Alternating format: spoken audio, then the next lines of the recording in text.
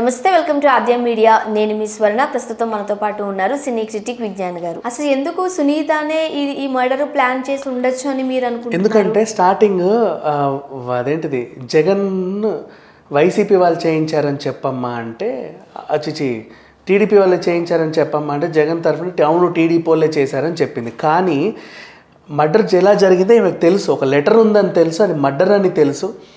And phone దాచేయండి అనింది. Phone ఎందుకు దాచాలి? దాంట్లో ఏమో ఉన్నాయని నీకు తెలుసు. ఇవన్నీ కథనాలే కదా, దాచేయండి అనింది అని. కథనాలు కాదు, జరిగింది చెప్పేశాడు ఆల్రెడీ సుబ్బారెడ్డి. వాళ్ళు ఇచ్చిన స్టేట్మెంట్సే ఇప్పుడు మనం మాట్లాడుకునేది. కథనాలు ఏవి కాదు. ఇప్పటివరకు మనం మాట్లాడేది ఏది కూడా కట్టు కథ కాదు, కథనాలు కాదు, ఒకరు చెప్పినవి. డైరెక్ట్గా పోలీస్ స్టేషన్లో సిబిఐలో వాళ్ళు వాంగ్మూలం ఇచ్చి రాసిన కథనాలే మనం మాట్లాడుతున్నాం. పిలవాలి, అదే చెప్తున్నా, అక్కడికే వస్తున్నా. ఇప్పుడు ఇక్కడ చూసుకుంటే ఈవెన్ ఈమె లవ్ స్టోరీ కూడా సిబిఐ వాళ్ళకి ఆమె ఇచ్చిన రాతపూర్వకంగా ఉన్న లవ్ స్టోరీ ఇది.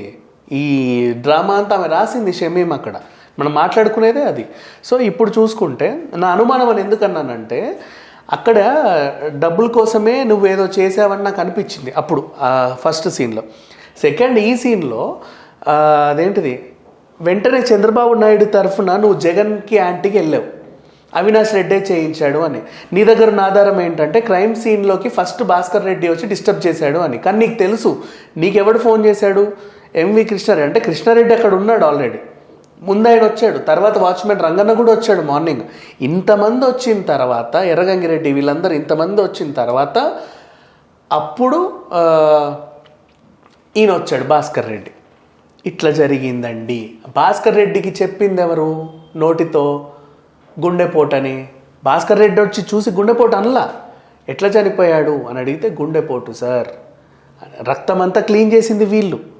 రక్తమంతా వీళ్ళు క్లీన్ చేసిన తర్వాత భాస్కర్ రెడ్డికి వీళ్ళు రాంగ్ ఇన్ఫర్మేషన్ ఇచ్చారు, గుండెపోటు అని.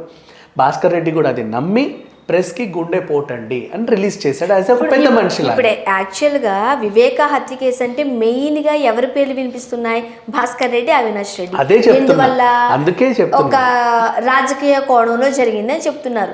ఇప్పుడు ఈ సీన్ ఉంది, మీరు దాన్ని డిఫరెంట్గా చూపిస్తున్నారు.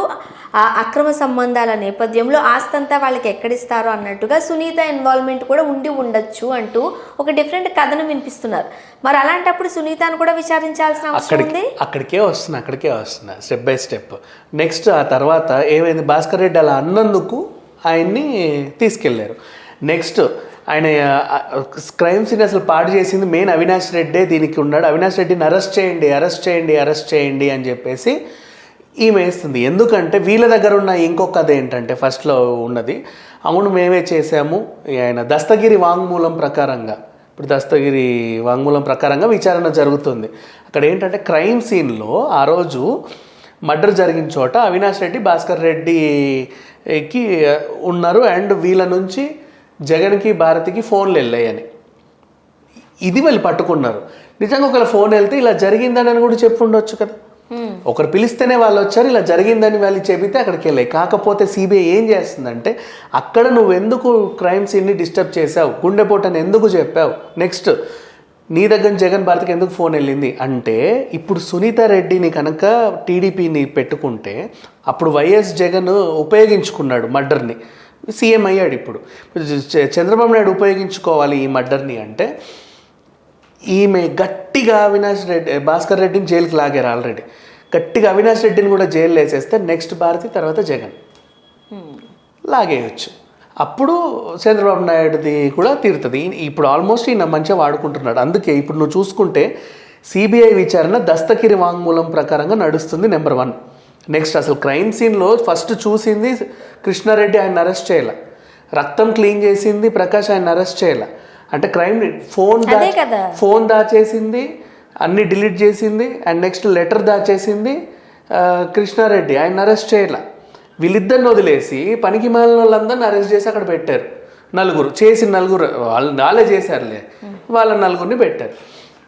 ఇక్కడ చూసుకుంటా నెక్స్ట్ ఆ దస్తగిరి అనేవాడు బయటికి వచ్చేసి ఏదో ఘనకార్యం చేసినట్లుగా మేము ఇలా చంపామండి అని ఒక హంతకుడు మీడియా ఛానల్తో మాట్లాడుతున్నాడు. సుప్రీంకోర్టుని నిందిస్తున్నాడు, అందరినీ నిందిస్తున్నాడు. కానీ కోర్టు వాడిని అరెస్ట్ చేయట్లా. వాడికి ఇక సెక్యూరిటీ పెట్టింది, వాడిని ఎవరేం చేస్తారో అని చెప్పేసి కోర్టు వాడిని అరెస్ట్ కూడా చేయట్లా. అండ్ నెక్స్ట్ మెయిన్ సాక్ష్యాలు దాచేసినోడిని కాకుండా భాస్కర్ రెడ్డిని లాగింది. అండ్ ఇంకొకటి, ఇప్పుడు షమీం వచ్చింది. ఇప్పుడు వైసీపీ వాళ్ళకు ఉన్న ఇదేంటంటే వెంటనే రెండో భార్య షమీంని దించేశారు. ఇప్పుడు ఆమె ఈ సిబిఐకి ఇచ్చిన స్టేట్మెంట్ ప్రకారంగా కూడా విచారణ జరగాలి.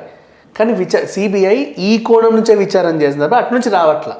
అంటే ఇప్పుడు ఇక్కడ సిబిఐ అమ్ముడు పోయిందా? అంతే కదా. సో ఆ రకంగా చూసుకుంటే. అండ్ ఇంకోటి, ఆయన పెట్టుకున్న లాయర్ ఎవరు? నిరంజన్ రెడ్డి లాయర్ నిరంజన్ ఎవరంటే మన ఆల్రెడీ ఆచార్య సినిమా ప్రొడ్యూసర్, వైల్డ్ డాగ్ ఆచార్య, అర్జున పాల్గొన. ఇప్పుడు ఇక్కడ ఇంకొకటి కూడా ఉంది. ఆ తెల్లవారుజాము 3 గంటలకి 4 గంటలకి టైంలో వైఎస్ భారతి గారికి కూడా చాలా కాల్స్ వెళ్ళాయి అని. ఎందుకు భారతి గారికి చేయాల్సి? నాకు చెప్పాను కదా, అదే మేబీ అలా చెప్పుండొచ్చు. సో ఇక్కడ ఈ నిరంజన్ రెడ్డి ఎవరు అంటే వీళ్ళ లాయర్.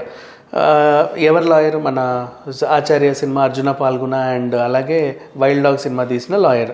ఈమె పెట్టుకుంది, మంచి లాయర్. జగన్ 16 నెలలు జైల్లో ఉన్నప్పుడు వాదించిన లాయర్ అనమాట.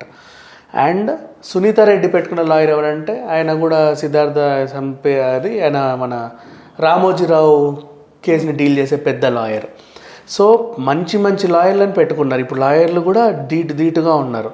అండ్ వీళ్ళు మ్యాక్సిమం వీళ్ళ మోటో ఏంటంటే దీంట్లో జగన్ని లాగాలి. జగన్ మ్యాక్సిమం మోటో అంటే దీంట్లోకి అదేంటిది బాబుని లాగాలి, చంద్రబాబు నాయుడు బాబుని లాగాలి. ఇప్పుడు రామోజీరావు కూడా ఎంటర్ అయ్యాడు దీంట్లోకి. ఎందుకంటే రీసెంట్గా జగన్ రామోజీరావుని ఇబ్బంది పెట్టాడు, మార్గదర్శి అని చెప్పేసి. నీ సంగతి చెప్తా అని రామోజీరావు కూడా ఇన్వాల్వ్. ఆయన లాయర్ని ఈమెకు పెట్టి ఫైట్ చేయి, నీ వెనకాల మేము ఉన్నాం, ఎట్లుంటుందో చూస్తామని చెప్పేసి మ్యాక్సిమం అవినాష్ రెడ్డిని లాగే పని చేస్తున్నారు. ఇక్కడ కోర్టు కూడా అమ్ముడుపోయిందనే చెప్పుకోవాలి, సిబిఐ కూడా అమ్ముడుపోయిందనే చెప్పుకోవాలి. వై? బికాస్ సిబిఐ ఈ సునీత రెడ్డి కోణంలో విచారణ చేయట్లా. వెంటనే వాళ్ళు బెయిల్ అప్లై చేస్తే ఈమె వెంటనే దానికి అప్లై చేయడం, వాళ్ళు బెయిల్కి అప్లికేషన్ పెడితే ఎక్కడ ఎవరు బెయిల్కి అప్లికేషన్ చేస్తే ఇమీడియట్గా ఈమె వెళ్ళేసి దానికి కౌంటర్ వేయడం గట్టిగా చేస్తుంది. కానీ యాక్చువల్గా చెప్పాలంటే ఈమె ఆస్తి కోసం చేయించి ఉంటుందేమో. యాక్చువల్గా మర్డర్ ఎందుకు జరిగింది అనేది మనం మర్చిపోయాం. ఇప్పుడు మర్డర్ ఎందుకు జరిగింది? లైంగిక వేధింపులు ఉన్నోళ్ళే చంపారు దాన్ని. అండ్ సునీతకు కూడా ఆ ఉద్దేశం ఉంది, ఎందుకంటే ఆ షమీంకి ఆస్తి అంతా రాసేస్తాడు కాబట్టి ఈమెకు ఆ ఉద్దేశం ఉంది.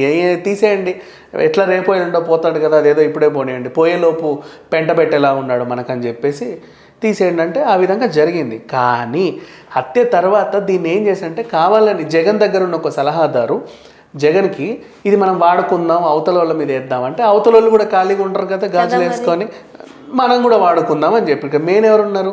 అటు అవినాష్ రెడ్డి, ఇటు సునీత కొట్లాడుతున్నారు. ఇప్పుడు అవినాష్ రెడ్డి సునీత కొట్లాడు, సునీత గట్టిగా వేసేసరికి అందరూ ఏమంటారు? ఈమె వీరనారి, వీర మహిళ, అబ్బా తండ్రి కోసం చివరి దాకా పోరాడుతుంది అంటున్నారు.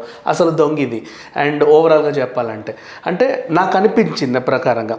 నెక్స్ట్ ఇప్పుడు వీళ్ళు ఏం చేశారు? ఈమెకి ధీటుగా షమీంని దింపారు, రెండో భార్య. ఇప్పుడు రెండో భార్య వాంగ్మూలాన్ని పట్టి కూపి లాగితే సునీతారెడ్డి లోపలికి వెళ్తుంది, సునీతారెడ్డి భర్త వెళ్తాడు. సునీతారెడ్డి వాళ్ళ భర్త వాళ్ళ బ్రదర్ శివప్రసాద్ రెడ్డి కూడా షమీంని బెదిరించాడు, ఆమె దగ్గర ప్రూఫ్స్ ఉన్నాయి, ఆయన లోపలికి వెళ్తాడు. వీళ్ళందరినీ కూడా లోపల లాగితే అసలు చంపింది ఎవరో 5 నిమిషాల్లో తెలుస్తుంది. ఎందుకంటే ఇటు నుంచి నువ్వు ఎంత లాగినా ఎవరు చంపారనేది తెలియదు. నువ్వు ఇటు నుంచి లాగితే మొత్తం బయటకు వచ్చేస్తాయి. అది ఈ దీంట్లో మాత్రం అవినాష్ రెడ్డి ఇన్వాల్వ్మెంట్ ఏం లేదు. ఇది జగన్ ఇరికియడానికి వీళ్ళు చేస్తున్న ప్లాన్. మరి అవినాష్ రెడ్డి ఎందుకు భయపడుతున్నాడు అంటే అరెస్ట్ అంటే ఎవరికన్నా భయమే. తీసుకెళ్ళి ఏం చేస్తారో, ఏం కేసులు రుద్దుతారో తెలియదు. ఎందుకంటే వాళ్ళ మీద ఒక్క కేసే ఉండదు, కొన్ని ఉంటాయి ఏవేవేవేవో. ఒకసారి తీసుకెళ్ళిన తర్వాత ఇంకేవేవేవో రుద్దేసి ఏమైనా గిక్షో వేస్తే ఇంప్లిమెంట్ చేస్తే. ఎందుకంటే రామోజీరావుకున్న పవర్ ఏంటో అవినాష్ రెడ్డికి కూడా తెలుసు, అందరికీ తెలుసు అది. సో ఈ రకంగా ఆయన అరెస్ట్ అంటే కొంచెం వెనకాడుతున్నారు. ఆల్రెడీ భాస్కర్ రెడ్డిని అరెస్ట్ చేశారు, పాపం ఆయనకు హెల్త్ బాగాలేదు. అండ్ ఆల్రెడీ స్పైన్ ఆపరేషన్ జరిగింది అండ్ అది ఫెయిల్ అయింది. ఆయన సరిగ్గా కూర్చోలేడు, నిల్చోలేకపోతున్నాడు, ఆ డైట్ ఫాలో అవ్వలేకపోతున్నాడు. అయినప్పటికీ డాక్టర్లు కంట్రోల్లో నిన్న బీపీ కూడా వచ్చింది. ఆయన వయసు 75 years పాపం, కష్టపడుతున్నాడు. సో ఎవరి వర్షన్ వాళ్ళకు ఉంది కాబట్టి చూడాలి ఏం జరగబోతుంది, ఏం జరుగుతుంది. సో ఎవరి వర్షన్ వాళ్ళకు ఉన్నప్పటికీ కూడా ఇప్పుడు జైల్లో భాస్కర్ రెడ్డి ఉన్నాడు. అవినాష్ రెడ్డిని రేపు మాపో ఒకవేళ తీసుకొచ్చి దీంట్లో జాయిన్ చేసినా సరే, సిఐడి వాళ్ళు ఎంత విచారించినా సరే వాళ్ళు చెప్పిందే మళ్ళీ చెప్తున్నారు. ఇప్పుడు ప్రజెంట్ షమీం ఎంటర్ అయింది కాబట్టి షమీం తరఫున వాంగ్మూలం తీసుకుంటే సునీతారెడ్డి తరఫున వాళ్ళందరూ బయటకు వచ్చే అవకాశం ఉంది. అండ్ ఈ కేసు మాత్రం ఇప్పుడప్పుడైతే కొలిక్కి రాదు, దీన్ని మళ్ళీ ట్రయల్ నడవాలి. ట్రయల్ నడిచిన తర్వాత దాని మీద వీళ్ళు కొంచెం ఇదేంటి అప్పుడు వాదనలు ప్రతివాదనలు వినిపిస్తే వేరే వేరే జనాలు వస్తారు కాబట్టి మనకి ఏం జరుగుతుంది ఏ క్వశ్చన్స్ అనేది ఇప్పటి వరకు ఉన్న స్టోరీ అయితే ఇదే సో చూద్దాం. Yeah. Thank you so much. Thank you so much.